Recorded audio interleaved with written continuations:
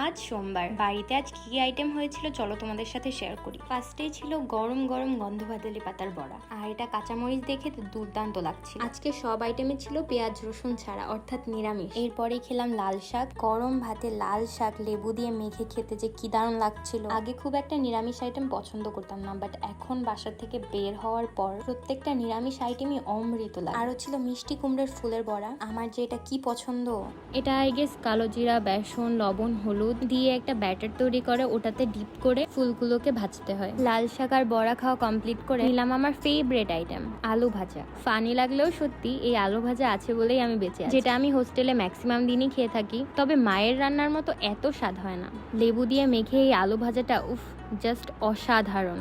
বাড়ি এলেই আমি অনেকগুলো ভাত খেয়ে ফেলি, কারণ মায়ের হাতের রান্না এত সুস্বাদু হয়, সব কয়টা পদ দিয়ে একটু করে খেলেও অনেকগুলো ভাত খাওয়া হয়ে যায়। এরপরে পাতে চলে এলো সয়াবিন আলু পটলের তরকারি। এটাতে মা একটু গা মাখা ঝোল রেখেছিল, অসাধারণ হয়েছিল। ছোটবেলা থেকে আমি সব শাকসবজি খাই, বাবার ভয়ে আর কি। তবে বাইরে থাকার কারণে খুব একটা নিরামিষ আইটেম তো খাওয়া হয়ে ওঠে না, আর বাসায় এলে মাকে বলি বেশি বেশি নিরামিষ আইটেম করবা। এই ছিল আজকে দুপুরের খাওয়া দাওয়া।